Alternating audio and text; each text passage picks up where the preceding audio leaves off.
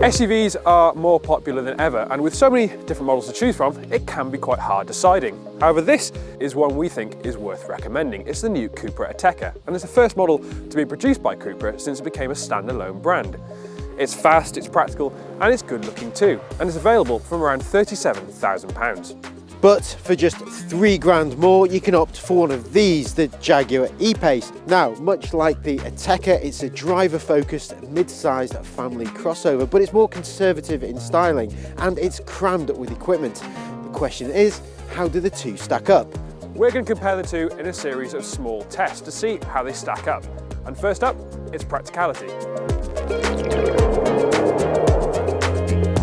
So first off, we are inside the Ateca, and immediate impressions are pretty good. There's plenty of space, the trim quality is pretty decent, but how are things in the back with you, Nigel? Yeah, I mean, I'm not exactly the tallest of guys, but there's still plenty of leg room. Visibility is all pretty good at the back. I'm not feeling too claustrophobic. We've got a couple of cup holders in the back here.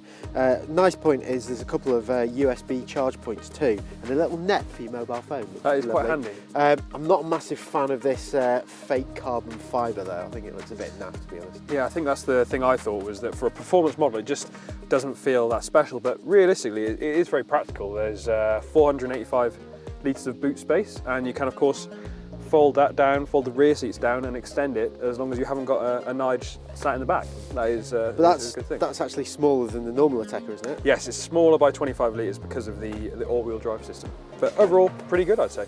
Yeah, the only other thing I've noticed back here is this rather awkward transmission tunnel which runs down the middle of the car.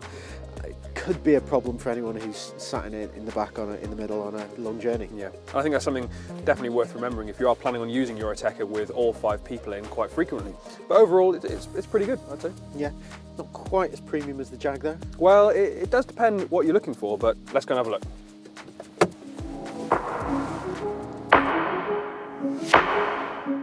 So we're now in the E-Pace, and immediately you can tell straight away that it's a totally different proposition.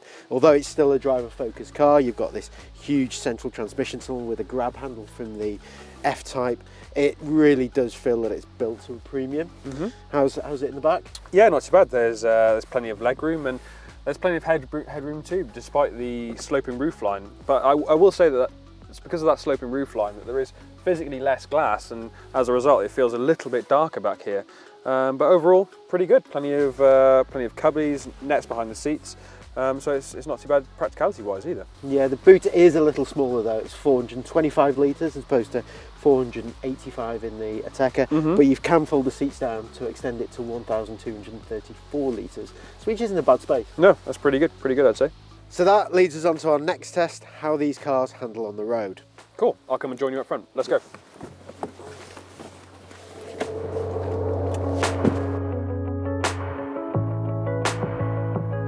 So yeah, we're behind the wheel now of the E-Pace, and Jaguar's always had a rich history with performance-based cars, and you can see some of that has ebbed through into the E-Pace.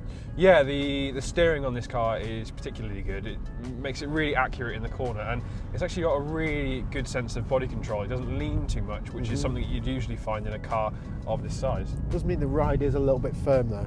The ride is a bit firm, but you've got to remember it's on very big alloys as well. They like to put big alloys on Jaguars, and as a result you do get this slightly jittery around town ride, which isn't ideal, but I don't think it's too detrimental to the overall car. No. You do get these flappy paddle flappy paddles, yeah. gearbox, which I quite like, to be honest. Yeah. It's handy to have the option if you do want to select a gear, or if you're going up a hill and you don't want the gearbox to automatically shift up, then that's really good to have there. I suppose it's handy for your towing as well. And towing, yeah. I mean, it is very refined. Oh, it is refined, yeah. It's all the good points of a premium Jaguar, you know, with a raised ride height. With a raised ride height, yeah, much, exactly. Yeah.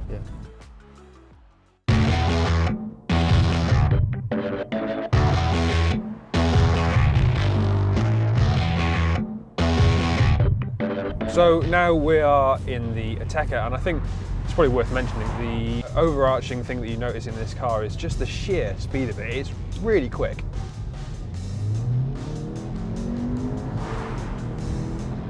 Jesus, it does not.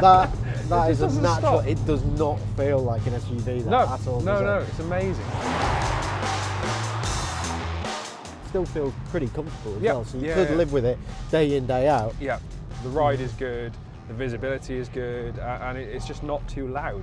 Yeah, I think the one thing I just cannot get my head around is not calling it a Seat Ateca. Yeah, it's tricky, but it is a proper standalone brand in its own right now, you know, separated from Seat, and you really should think of it in the same way that you think of an Abarth. You know, it's not a Fiat Abarth anymore, it is a true Abarth, and in the same way that this is a true Cupra now. It's got all the groundwork, you know, it's proven technology, proven performance. Yeah. You know, the Ateca itself is a good car. SUV anyway. Yeah. You know, it's just merging it all together and making it work, and they seem to have ticked the box. I mean, Yeah. it doesn't have the same finesse, I would say, as the Jag. But it is properly quick. Yeah. So that Yeah, is, absolutely.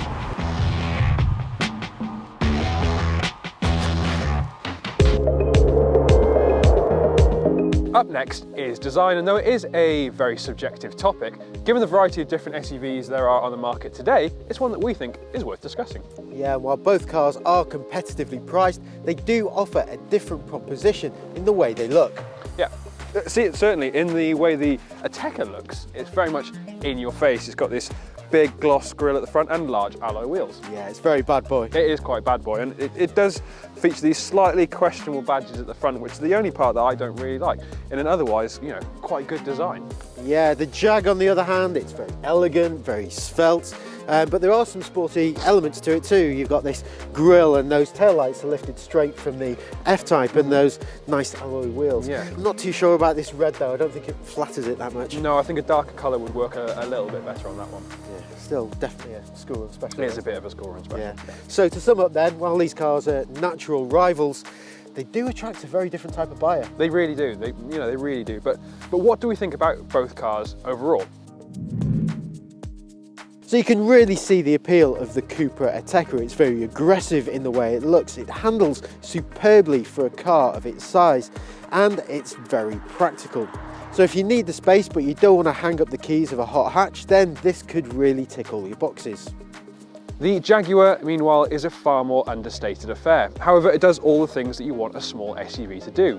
It's practical, it's good to drive, and it's good to look at too. We just be careful if you are picking an E-Pace as to what colour you choose. Don't forget, full video reviews on both these cars are available on motors.co.uk and on our YouTube channel. And don't forget to leave us a comment below and like and subscribe to see other videos just like this one.